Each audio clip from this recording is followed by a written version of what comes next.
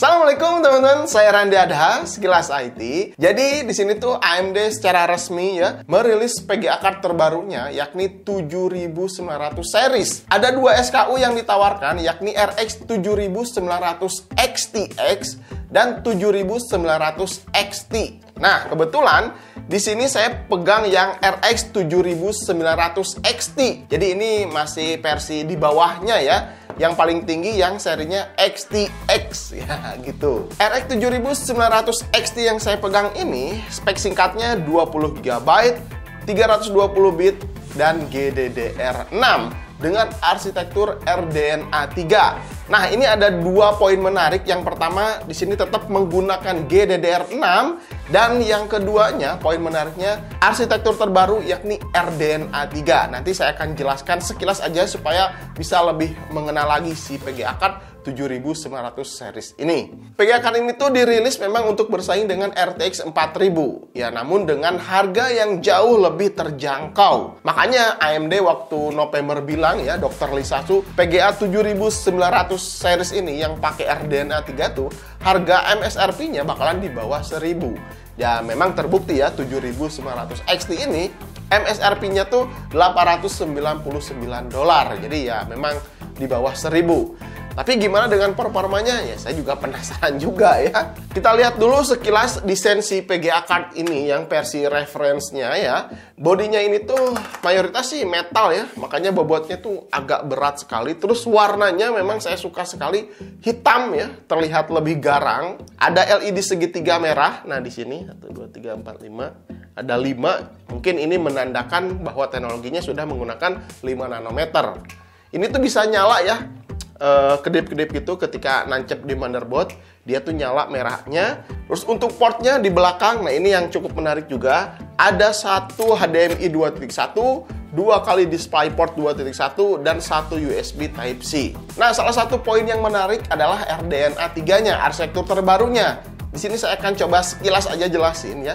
RDNA 3 ini tuh punya desain arsitektur yang fenomenal untuk kelas GPU konsumer. Dulu di RDNA 2 hanya punya satu chip saja ya di dalam GPU. Nah sekarang RDNA 3 tuh di chip GPU-nya ada banyak chip lagi. Nama modernnya tuh disebut MCM atau multi chip module. AMD menyebutnya dengan teknologi chiplet. Nah, perhatikan gambar ini. Ada GCD ya, ini GCD adalah chip GPU yang posisinya ada di tengah dan ada 6 chiplet. Nah, di sekelilingnya, di atas bawahnya nih. Namanya tuh MCD ya, Memory Cache Die atau Infinity Cache atau L3 Cache. Nah, mereka berdua tuh sekarang bisa berkoneksi dengan cepat. AMD menyebutnya ya dengan teknologi Infinity Fabric. Jadi di RDNA 3 ini tuh ada dua chip di dalam satu GPU, yakni chip GCD dan chip MCD ya, McD bukan McDonald ya, MCD ya. Yaudah, kita kenalan dulu nih sama GCD. Ini sekilas aja ya. Tapi yang jelas di dalam GCD itu ada compute unitnya. Nah, ada 4 hal baru nih di dalamnya. 1, punya jumlah transistor yang lebih banyak. Terus 2, punya CPU yang perhitungan per cycle-nya tuh 2 kali lebih baik.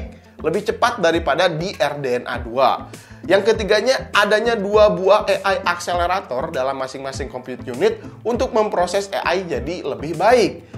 Dan yang keempatnya, ada 1 buah Ray accelerator yang punya 1,5 kali lebih cepat ya performanya dibandingkan akselerator di RDNA 2. Terus di GCD juga ada display media engine yang baru, jadi sudah support display 2.1 dan encoding video yang jauh lebih baik. Jadi tentunya memang si AMD sini terus meningkatkan ya, apalagi di kelas encoding video ini pengen menjadi semakin bagus lagi, semakin baik lagi untuk digunakan para konsumernya. Oke, sekarang kita lanjut sedikit aja nih jelaskan tentang MCD ya atau Memory Cache Die. Biar simple, kita lihat dulu RDNA 2 tuh seperti apa. Atau RX 6000 series itu ya. Nah, di RX 6000 series itu ada 4 cache. Yang pertama ada di CPU. Terus yang kedua ada di shader engine. Yang ketiga posisinya ada di penghubung shader engine. Dan yang keempat ini ya, si L3 Cache Infinity ini yang mengelilingi GPU. Jadi posisinya ada di sekeliling GPU. Nah, di RDNA 3 ini sekarang Infinity Cache posisinya berbeda. Jadi ada di luar GPU. atau yang disebut MCD tadi. Jadi intinya si MCD itu rumah baru ya, rumah tinggal baru untuk diemnya si Infinity Cache. Jadi di dalam si MCD ini tuh masing-masing chipletnya ada 16 MB L3 cache atau Infinity Cache atau 64 bit. Jadi kalau misalkan dikalikan 6, maka ada 96 Infinity Cache. Makanya di RX 7900 XTX punya 384 bit. Nah, kalau misalkan di 7900 XT yang saya pegang ini cuma punya 80 MB Infinity Cache. Jadi hanya ada 5 buah MCD saja di dalam si PGA card ini gitu. Karena ini versi yang lebih rendahnya dibandingkan si XTX ya. Terus fungsinya Infinity Cache yang pakai chiplet ini tuh apa sih manfaatnya gitu? Si Infinity Cache ini tuh berfungsi untuk memperlancar pergerakan data. Jadi distribusi GPU ke memori GDDR6 semakin cepat atau jadi lebih low latency lah ya. Makanya si RX 7900 XTX ini bisa mencapai 960 GB per second, padahal hanya pakai memori GDDR6 saja. Kalau kita melihat RX 3090 yang sama-sama 24 GB, 384 bit GDDR6X hanya menghasilkan 936 GB per second. Maka dari itu dengan adanya MCD bisa membuat memori GDDR6 di Radeon bekerja maksimal dengan mencapai kecepatan memori clock 2500 MHz. Sedangkan memori GDDR6 Nvidia hanya mampu di bawah 2000 MHz saja. Mungkin karena panas ya, makanya Nvidia pakai memori GDDR6X yang harganya lebih mahal. Begitu juga di series RTX 4000-nya. Jadi harga Radeon 7000 series ya bisa lebih terjangkau karena dukungan teknologi chiplet yang memaksimalkan GDDR6 menjadi lebih kencang. Makanya AMD berani memberikan heatsink yang tipis seperti ini karena teknologi di dalamnya tuh tidak sepanas si memori GDDR6X yang ada di RTX 4000 series. Oke, sekarang kita langsung saja ke pengujian, tapi mohon maaf banget ya, pengujian ini tuh nggak terlalu banyak tesnya karena waktunya ini terbatas sekali dan hanya 1 hari ya saya mengetes PGA card ini, jadi pengujiannya nggak terlalu banyak. Tapi yang penting di sini kelihatan aja gitu performa si 7900 XT yang saya pegang ini tuh seperti apa. Nanti kalian bisa sedikit simpulkan deh dengan pengujian yang saya lakukan ini. Oke, sekarang kita lihat di sini pengujian sintetis yang pertama ada 3D Mark Time Spy. RX 7900 XT di sini mendapatkan skor 26.332. Ya memang ini lebih unggul ya dari RTX 3090 Ti, namun masih tertinggal dari RTX 4080 yang mendapat skor 28.553. Terus untuk RX 7900 XTX-nya ya kebetulan di sini kan saya belum pegang secara langsung. Namun jika melihat dari pengujian yang AMD lakukan, 7900 XTX ini mendapatkan 29.375 poin. Jadi jika melihat tabel seperti ini, 7900 XTX lebih unggul dari RTX 4080. Lanjut Time Spy Extreme, hasilnya yang masih sama ya. RX 7900 XT masih di bawah RTX 4080. Ini terpaut hampir cukup jauh. Namun RTX 4080 hampir mendekati 7900 XTX yang mendapatkan poin 14.636.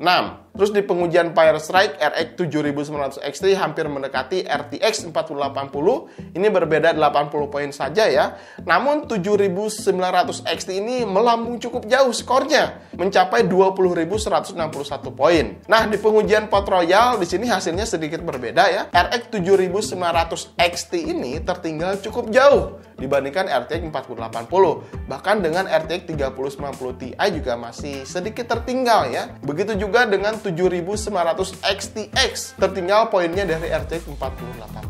Ya memang pengujian ini lebih ke performa ray tracing ya. Makanya RTX series di sini memang lebih dominan lah untuk urusan ini. Tapi setelah melakukan pengujian tadi, karena di spek TDP 7900 XT hanya 320 watt saja. Nah, kenapa saat benchmark wattnya ini ada yang menyentuh 420 watt. Ini cukup sering terjadi, bahkan GPU power maksimum ini berjalan sering banget di 360-370 wattan.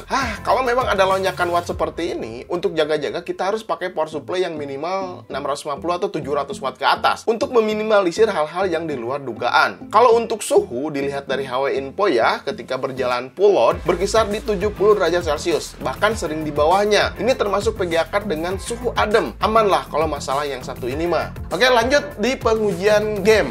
Nah, pengujian game pertama Cyberpunk di resolusi 4K, FSR-nya saya pasang auto, Ray Tracing Ultra ya. Karena FSR ini bisa dijalankan di semua PGA, jadi saya penasaran aja nih. 7900 XT ya tentunya masih di bawah RTX 4080. Lalu pengujian keduanya, saya tes PGA card Radeon menggunakan FSR di Radeon Preset Ultra Performance. Dan di LS ini untuk Nvidia saja. Hasilnya 7900 XT ini masih cukup tertinggal dari PGA-PGA Nvidia. Bahkan oleh 3090 Ti, si 7900 XT ini masih tertinggal. Game kedua Horizon Zero Dawn. Tanpa ray tracing ya, resolusi 4K, RX 7900 XT ini unggul dari 3090 Ti, bahkan hampir mendekati 4080. 7900 XT ini terlihat lebih tangguh jika dibandingkan tanpa ray tracing. Terus untuk harga SRP saat rilis masing-masing PGA ya, tentunya harga RX 7900 XT ini paling terjangkau dengan performa saat pengujian tadi hampir mendekati 4080 yang harganya beda $300 ya, bahkan bisa unggul dari 3090 Ti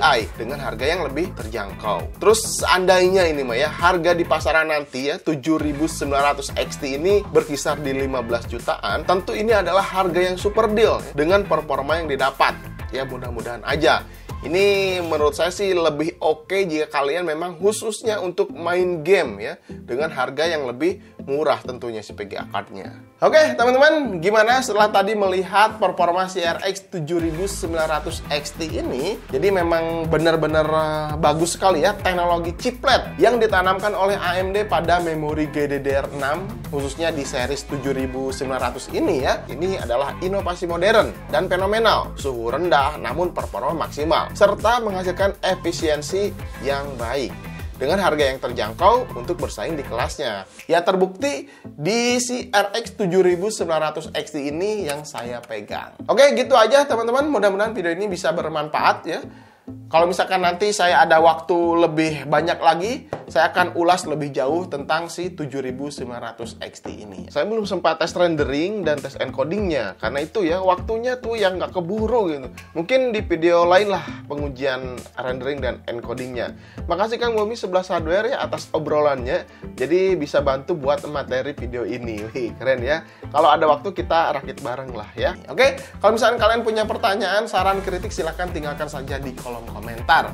Sampai ketemu di video berikutnya. Saya Randy Adhas, Kelas IT. Assalamualaikum warahmatullahi wabarakatuh. Salam teknologi.